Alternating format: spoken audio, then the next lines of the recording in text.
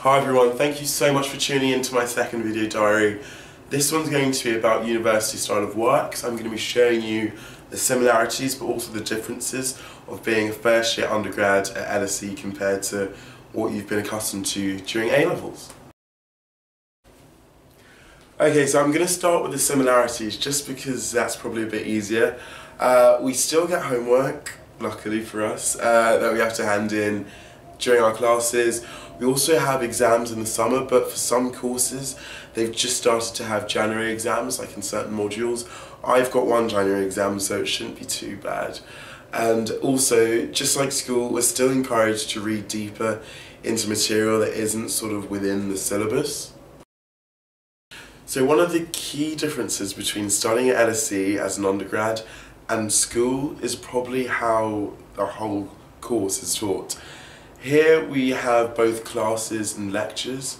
So a lecture is sort of where knowledge is dispensed, whereas a class is very similar to what you'd have during A-levels in the sense that we're sat homework and it's just much more interactive. So you use the knowledge that you've gotten from the lectures in the classes. There's no one really chasing around to do your work at uni. By that I mean, at school you're sort of used to having your teachers sort of making sure you're doing your homework, and if you don't, you probably get detention or whatever. Whereas here, you decide the pace that you study at. So it can be a bit weird at first, but now we're in week 8, I think most people have gotten used to it. My final difference is in relation to timetables.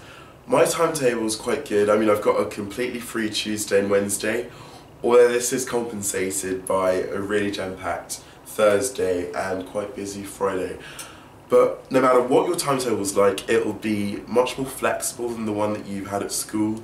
Because when you're at school, you're probably there sort of 9 to 3. Here you have quite a few frees, so you can do extra reading, or, I don't know, it's London, go out, go to the cinema, whatever, just enjoy yourself. But yeah, it is very useful to have that free time, that flexibility. As you can probably see, my Friday is really busy. I start at 9 and I finish at 5. I've got an economics lecture, philosophy class and a maths class as well. And my economics lecture is just about to start. It's a very early morning for me. It's also going to be a long day, but yeah. I've just finished economics, so I've got 1 hour to kill before my philosophy class. So I've come to the library and we're going to finish off some reading. One of my tips for studying at the library is to not use the bean bags downstairs because they are so comfy, you'll probably end up falling asleep. Okay guys, I've just gotten in from my really long Friday. It's, what, 7 o'clock now, so I'm probably going to have some food and then after I'm going to Saucy. For those of you who don't know, Saucy is the weekly LSE student night on a Friday. It's normally quite good and I think I deserve it after having such a long week. Okay, so now I've got some first year top tips. These are just from my experience of my few weeks here at LSE. So my first one is to definitely go to all of your lectures. I know it might be quite hard, like especially if your lectures are really early in the morning, but the thing is, the time that you spend catching up on the lecture that you've missed, you could have been doing something else.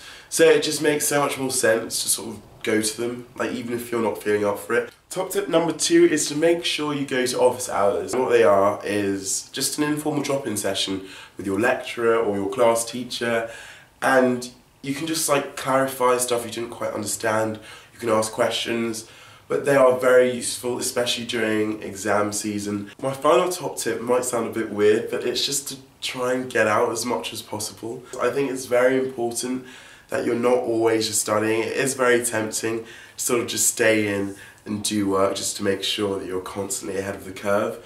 But I think it's also very important you've got some downtime. So I'd say, you know, try and join a few societies. Just don't make your life really monotonous at uni, I mean, especially during your first year. Quite a lot of it's about just enjoying yourself. Thank you so much for watching my video. I hope you found it useful. Keep your eyes peeled for new ones as well, but until then, see you later.